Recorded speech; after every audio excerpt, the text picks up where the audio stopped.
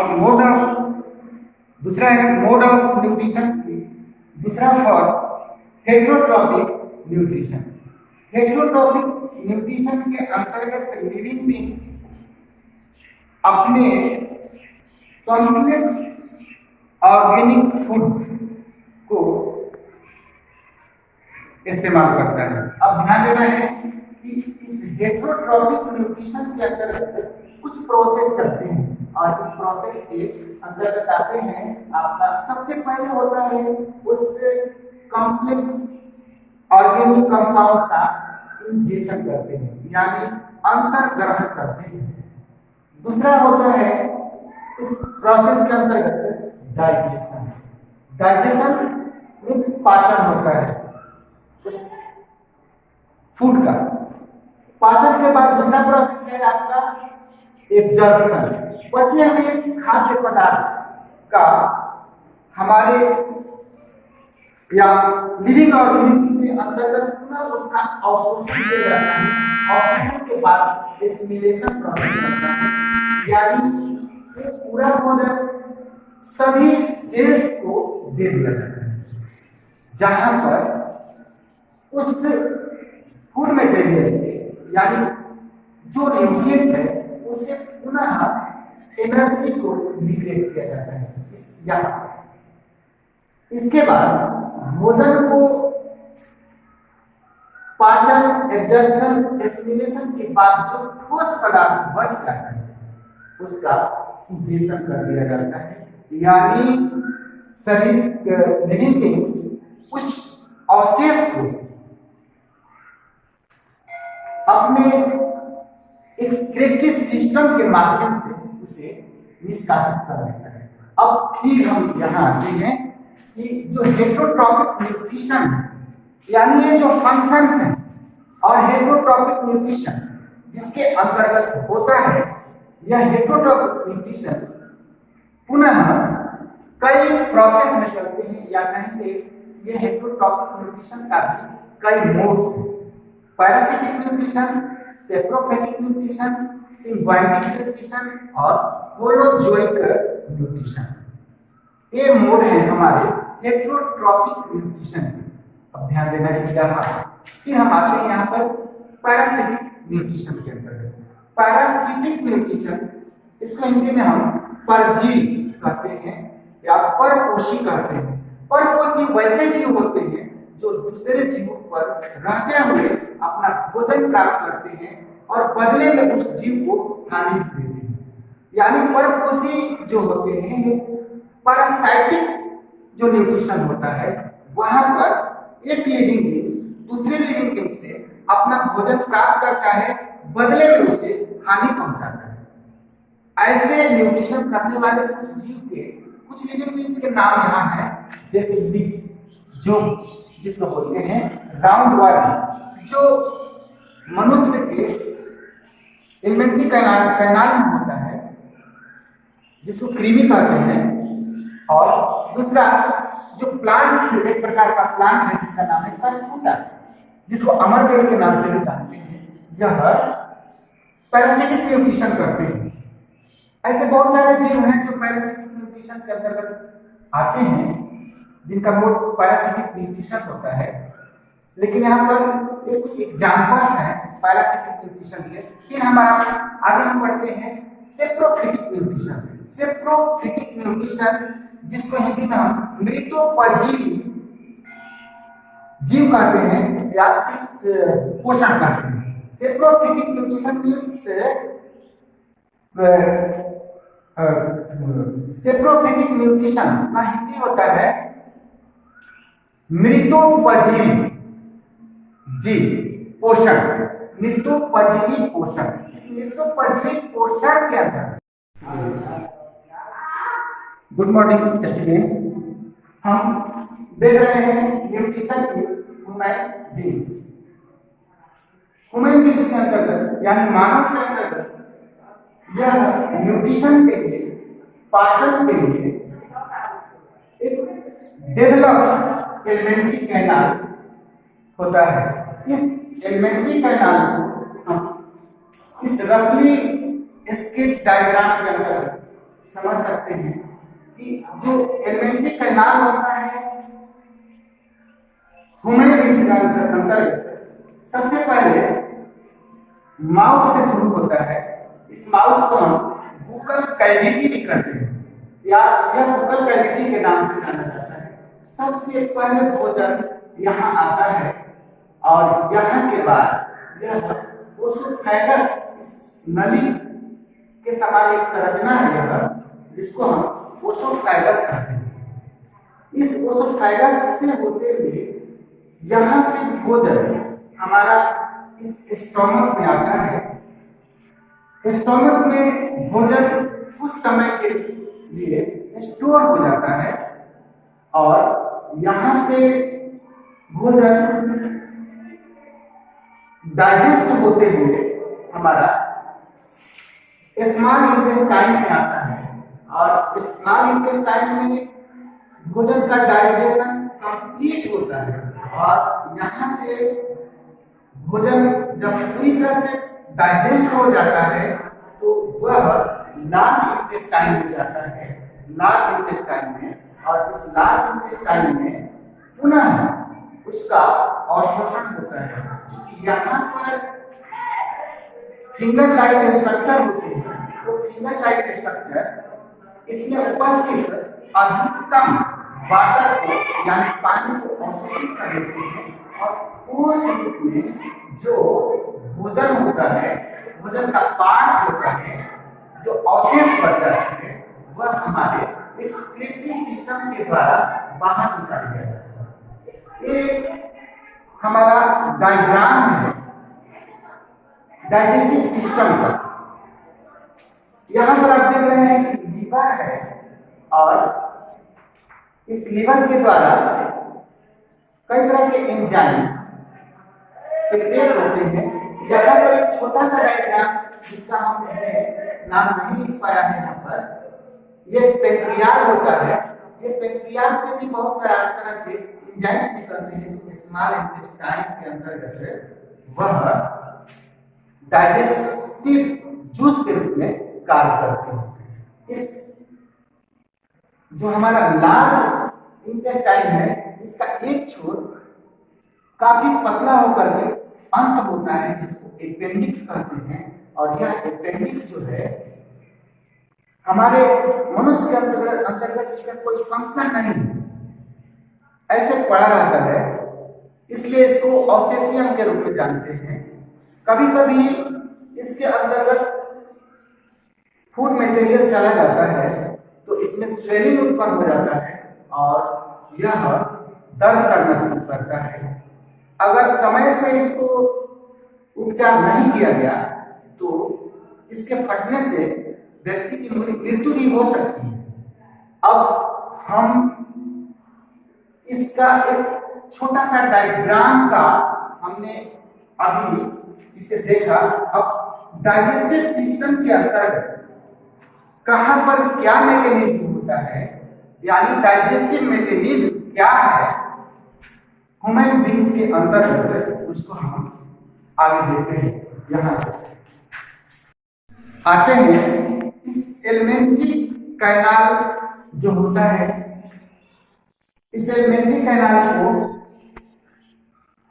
जो mechanism of digestion होता है उसके अकॉर्डिंग हम इसको 4 पार्ट्स में डिवाइड कर सकते हैं। डाइजेशन इन माउथ और buccal cavity, digestion in stomach, digestion in small intestine and digestion in large intestine. सबसे पहले हम देखते हैं माउथ यानी बुकल कैविटी में डाइजेशन की प्रक्रिया। फर्स्ट डाइजेशन हमारा बुकल कैविटी से स्टार्ट होता है। ध्यान देते हैं कि जो माउथ है, माउथ में दांत होते हैं, टीथ, जो सबसे पहले भोजन को क्रशिंग का, तोड़ने का काम करते हैं। तोड़ते हुए हमारे माउथ के अंतर्गत हम एक ग्लैंड होता है जिसका नाम है सिलिवरी ग्लैंड। इससे स्लाइवा का सिक्रीशन होता है और यह स्लाइवा भोजन के साथ मिल करके उसे नरम सॉफ्ट बना देता है। फिर इस सलाइवा में एक एंजाइम होता है जिसका नाम है टायरिन। यह टायरिन भोजन में उपस्थित स्टार्च जो होता है उसके साथ मिलता है और उसके साथ मिलकर के स्टार्च को माल्टोज और डेक्स्ट्रीन में बदल देता है।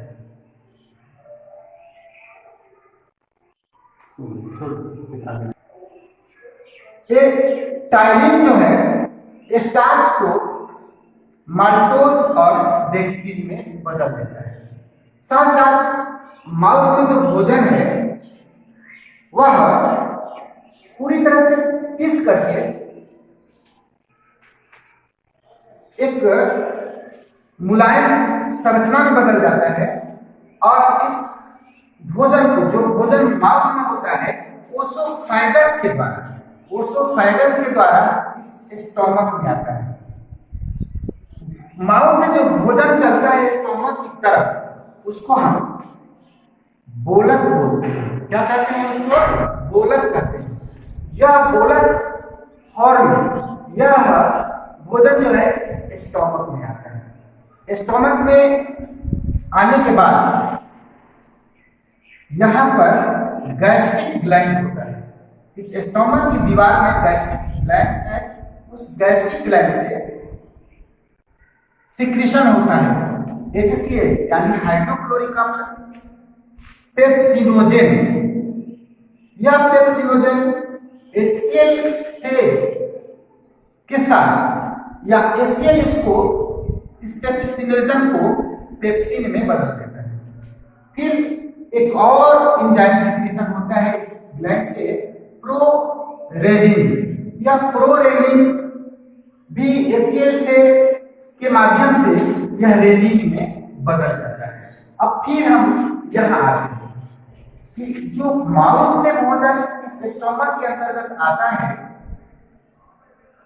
उस भोजन को HCl के द्वारा एसिडिक मीडियम में बदल दिया जाता है। यहाँ पर इस सलाइवा के एक्शन को पूरी तरह से इस स्टोमक में समाप्त कर दिया जाता है और भोजन एसिडिक मीडियम में बदल जाता है।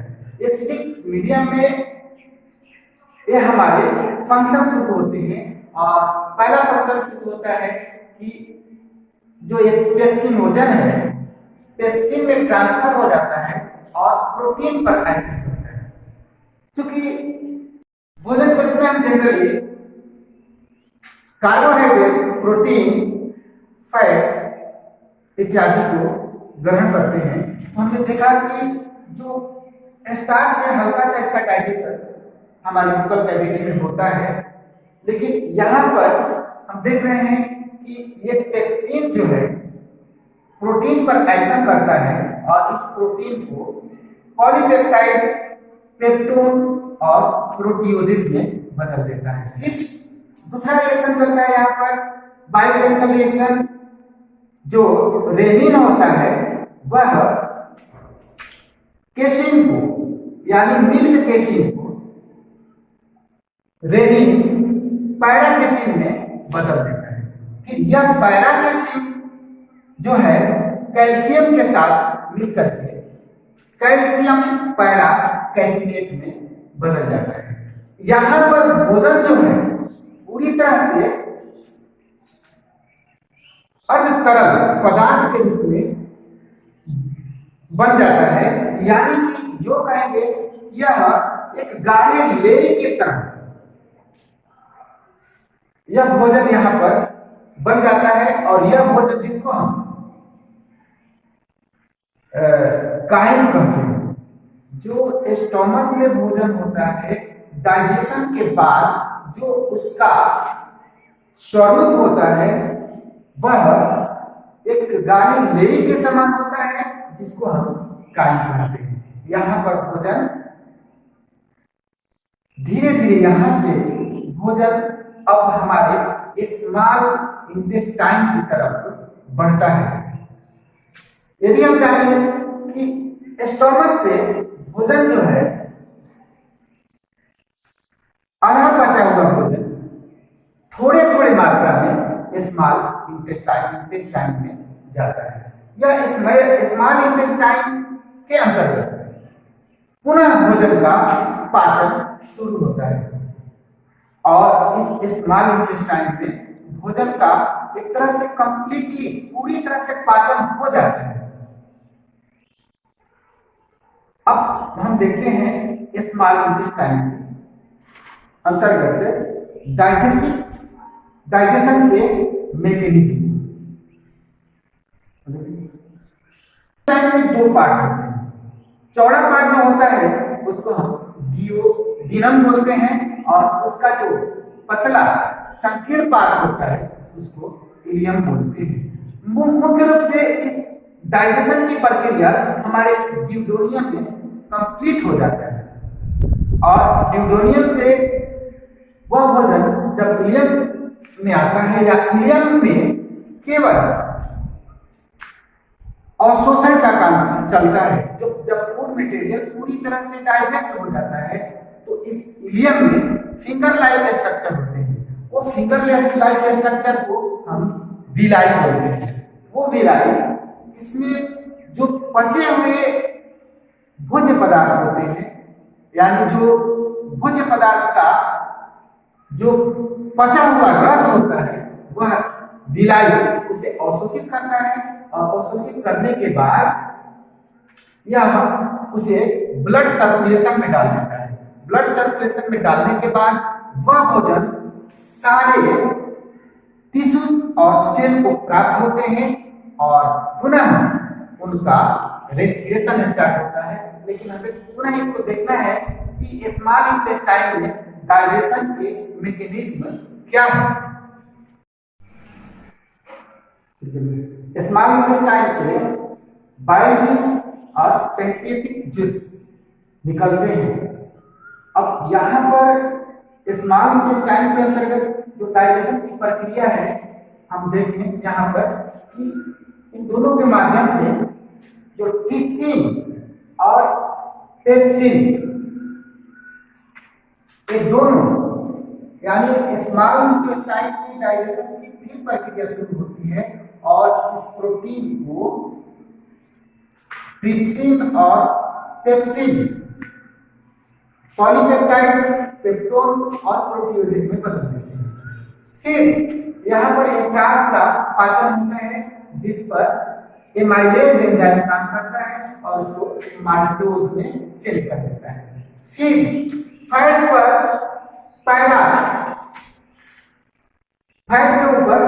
पैंक्रियाटिक लाइपेज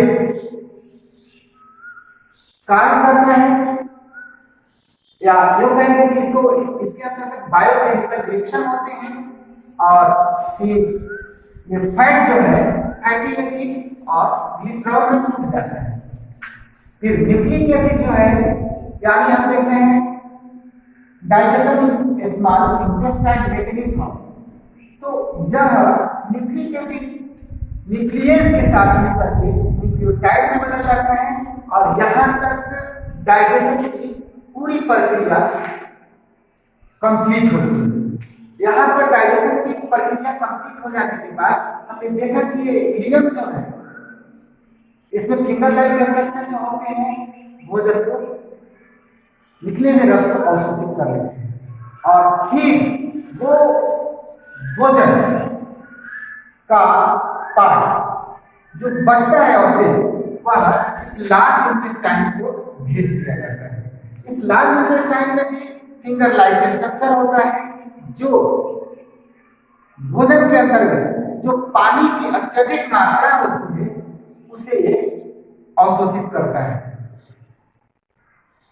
और उसे अवशोषित करने के बाद जो ठोस अवशेष के रूप में जो हमारा अनडाइजेस्टेड फूड बच जाता है उसको यह एक्सक्रीटरी सिस्टम के द्वारा बाहर निकल जाता है और हमारा भोजन जो है पूरे बॉडी के सेल्स और टिश्यू को दे दिए जाते हैं। फिर वहां से हमारा इस लाइफ प्रोसेस का अगला क्रम शुरू होता है रेस्पिरेशन जहां से एनर्जी मिलना शुरू होती है। तो अब इसके बाद हम रेस्पिरेशन का अध्ययन अगले यानी कल करेंगे।